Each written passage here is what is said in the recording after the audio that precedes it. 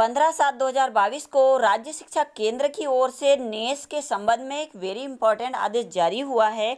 जैसा कि सभी शिक्षक साथियों को विदित है कि 2021 और 22 में हमने नेस के एग्ज़ाम बच्चों से दिलवाए थे। जो नेस का सर्वे हुआ था उसमें जिन भी स्कूलों के कम परसेंटेज आए हैं, जिन स्कूलों से, जिन जिलों से कम उपलब्धि प्राप्त हुई है, उनके लिए यह स्पेशल आदेश है और अधिक उपलब्धि वालों के लिए भी इसमें खास है। वीडियो में अंत तक बने रहिएगा। अगर चैनल को सब्सक्राइब नहीं किया है तो सब्सक्राइब करके नोटिफिकेशन बेल को ऑल पर सिलेक्ट कर दीजिए।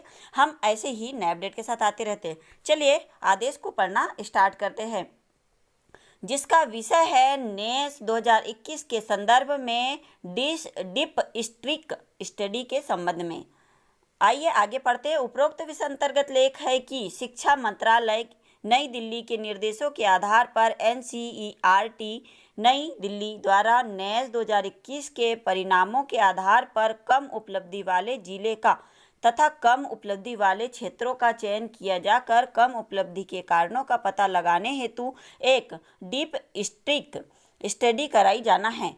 उक्त स्टडी हेतु राज्य स्तर से झाबुआ जिले का चयन किया गया है। झाबुआ जिले में नेस 2021 की रिपोर्ट के आधार पर कक्षा 8 में विज्ञान विषय में कम उपलब्धि प्राप्त होने के कारण विज्ञान विषय कक्षा 8 को चिन्हित किया गया है। उक्त स्टडी हेतु झाबुआ जिले के 4 शालाओं को सैंपल के रूप में चिन्हित किया जा सकता है, जिसमें 2 शालाएँ नेस 2021 कक्षा 8 हेतु चयनित सैंपल शालाएँ तथा 2 अन्य शालाएँ चिन्हित की जा सकती है।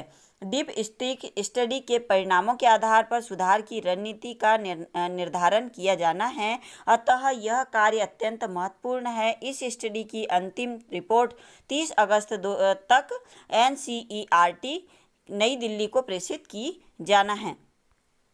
आगे हम इसमें और समझते हैं कि क्या दिया है। झाबुआ जिले की कुल 4 पूर्व माध्यमिक शालाएँ चयनित की जानी है, जिनमें से 2 शालाएँ कक्षा 8 जिनका चयन नेस 2021 हेतु सैंपल शालाओं के रूप में किया गया है। शेष 2 शालाएँ सामान्य पूर्व माध्यमिक शालाएँ कक्षा 8 चयनित की जाना है। यथासंभव एक शहरी व एक ग्रामीण क्षेत्र की शाला को लिया जा सकता है। यह स्टडी झाबुआ जिले की सैंपल के रूप में चयनित 4 पूर्व माध्यमिक कक्षा 8 वाली जो शालाओं में विज्ञान विषय तक सीमित है। स्टडी हेतु बच्चों के विषय की समझ का उपलब्धि परीक्षण नहीं किया जाना है, केवल कक्षा 8 हेतु विज्ञान विषय में कम उपलब्धि स्तर के कारणों का चिन्हांकन भर किया जाना है।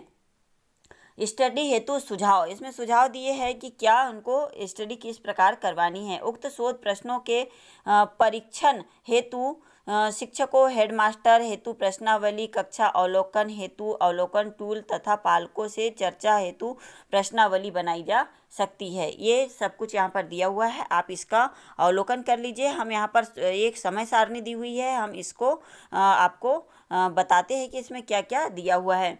कुल कार्य जो का विवरण होगा, यहाँ पर कुल कार्य होगा वह शुरू में दिया है 3 दिवसीय कार्यशाला में टूल को अंतिम रूप देना, टाइप्ड कॉपी देना होगा।